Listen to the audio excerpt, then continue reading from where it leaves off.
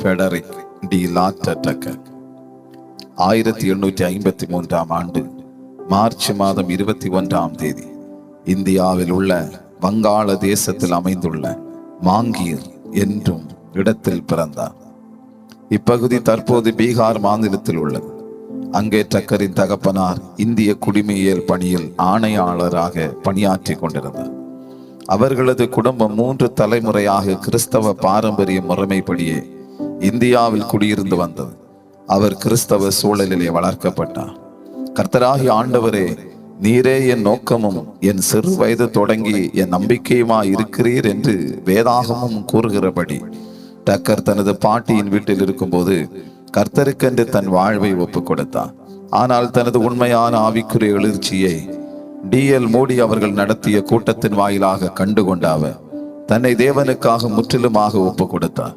அவர் தரம்ஸ்தலாவில் குடிமையியல் ஆட்சி பணியில் இருக்கும்போது தெருவோரங்களில் நின்று பிரசங்கித்தபடியால் அது அவரது மேலதிகாரிகளுக்கு பிரியமில்லாதிருந்தது. அது நிமித்தம் அவர் இந்த சுவிசேஷ பணியை செய்ய முடியாமல் தடுத்து நிறுத்தப்பட்டார். முழு இந்தியாவும் இயேசுவின் பாதப்படியில் முழங்கால் படியிட வேண்டும் என்ற தரிசனம் டக்கருக்கு இருந்தது.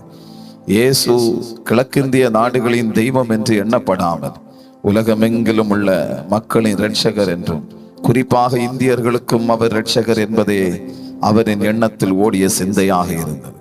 பிதாவானவர் குமாரனை உலக இரட்சகராக அனுப்பினார் என்று கண்டு சாட்சியிடுகிறோம் என்ற வேத வாக்கியத்தை நன்கு உணர்ந்து செயல்பட்ட இவர் சிம்லாவில் இருந்தபோது அரசாங்க சட்டத்தை மீறி திறந்த வெளியில் கூட்டங்களை நடத்தி இயேசுவை பறைசாற்றும் அளவுக்கு சுவிசேஷ பற்றுடையவராயிருந்தார்.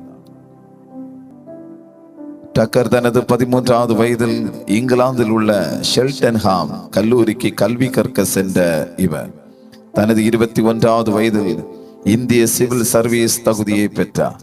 டக்கர் லண்டனில் இருந்து வெளியான கிறிஸ்தவ இதழில் புதிதாக உதயமான இரட்சணிய சேனையை குறித்து அறிந்த டக்கர் அதில் குறிப்பிடப்பட்டிருந்த ஸ்தாபகரின் வேண்டுகோளின்படி அதற்கான நன்கொடையையும் அனுப்பி வைத்தார். வில்லியம் பூத்திடம் இருந்து அந்த நன்கொடைக்கான பற்றி சீட்டும் 1880ஆம் ஆண்டின் கிறிஸ்து பிறப்புக்கு வெளியான போர் சத்தத்தையும் பெற்றுக்கொண்டார். அதிலே வில்லியம் பூத் அவர்கள் எழுதியிருந்த நாத்தான் தீர்க்கதரிசியை குறித்த கட்டுரையை படித்த அவர் இச்செய்தி தனக்காகவே எழுதப்பட்டதென்று தேவனுடைய ஆவியினாலே உந்தப்பட்டார். நான் தேடிக்கொண்டிருக்கும் மக்கள் இவர்கள்தான் என தன்னுள்ளத்தில் உணர்ந்தார். இரட்சணிய சேனையை ஸ்தாபித்த ஜெனரல் வில்லியம் பூத்தை சந்திக்க விரும்பினார். 6 மாதம் விடுப்பு எடுத்துக்கொண்டு இங்கிலாந்துக்கு சென்ற டக்கர் லண்டன் எக்ஸீட்டர் மண்டபத்தில் பிரசங்கித்துக் கொண்டிருந்த பூத்தை கண்டு அவரிடம் சென்று நான் இரட்சணிய சேனையில் ஊழியம் செய்ய என்னை அர்ப்பணிக்க விரும்புகிறேன் என்ற விருப்பத்தை தெரிவித்தார்.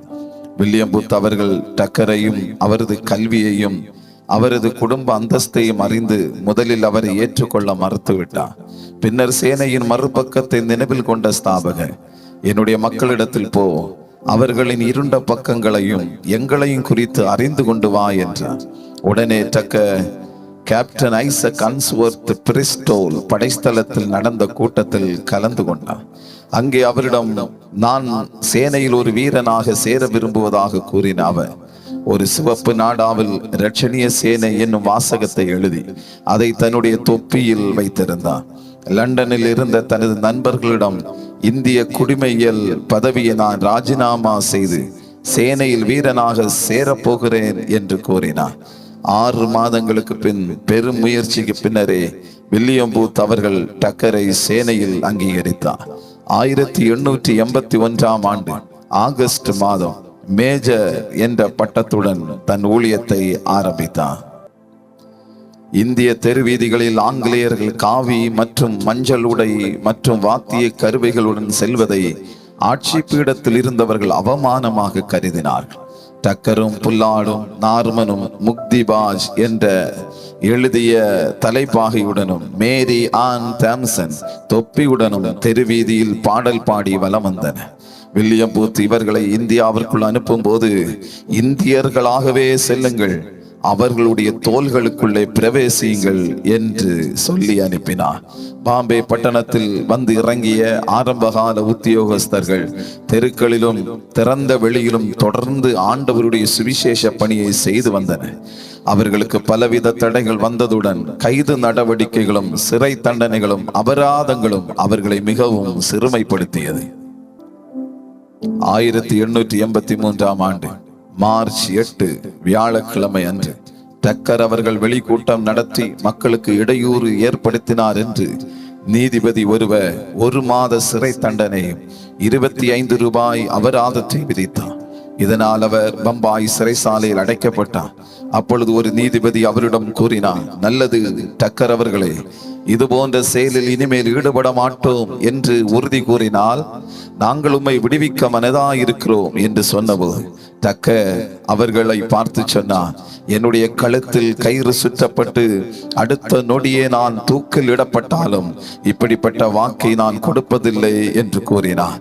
தனது 30வது பிறந்த நாளை சிறைசாலையிலே கழித்தார் என்பது மிக குறிப்பிடத்தக்க செய்தியாகும். கமிஷனர் பூட்டக்கர் இந்தியாவில் 20 ஆண்டுகள் பணி செய்தார்.